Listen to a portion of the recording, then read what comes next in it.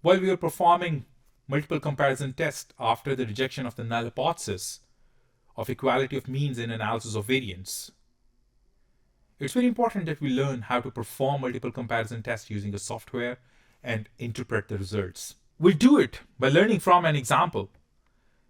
In a study by Wong et al., researchers examined bone strength. They collected 10 cadaveric femurs from subjects in 3 age groups: young, middle-aged, and elderly. And one of the outcome measure was the force in Newton required to fracture the bone. The data is given for all these 3 age groups.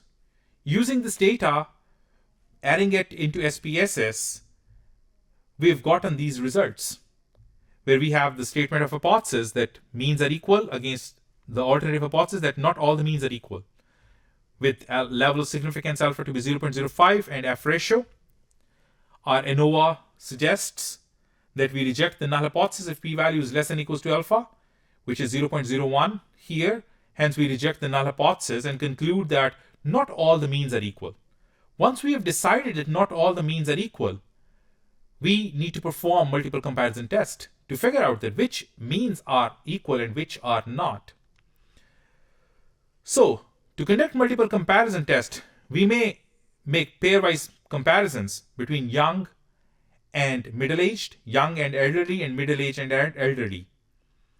Each for these 3 tests, we'll be testing them at 5% level of significance, plus some adjustment that will be made by the multiple comparison test we will use.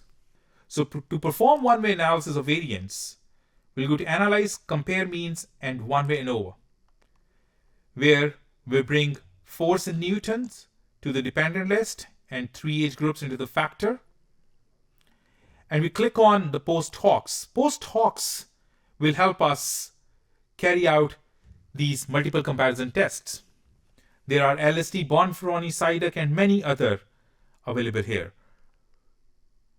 Right now we'll learn about LSD and Tukey's test. Once we have clicked on it, perform OK, and here we have ANOVA. Our H0 is rejected, hence not all the means are equal. Looking at LSD test, we can clearly see that Tukey's HSD and LSD results are given to us, which makes the comparison between each group: young and middle-aged, young and elderly, middle-aged and young, middle-aged and elderly, and likewise with elderly and other. So one can clearly see here from Tukey's HSD test that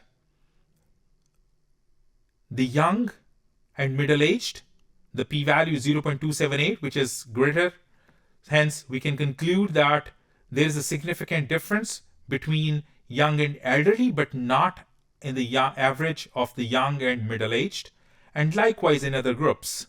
So we make all these various comparisons with young and middle-aged and young. You will see the answers are going to be the same for both, which shows that the average of middle-aged and average of young is equal, whereas average of young and elderly or average of middle-aged and elderly are significantly different.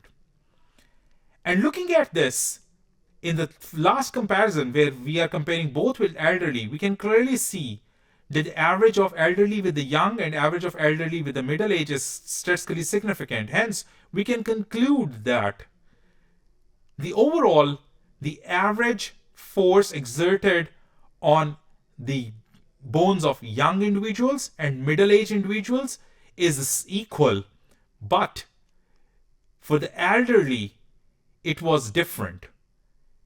Hence, our final decision would be that the force exerted to fracture the bone of young and middle age is statistically non-significant, but for elderly and young and middle age, it's statistically significantly different. To figure out that how much more or less force is required for elderly, that is significantly different from both, one can make the comparisons of the mean differences.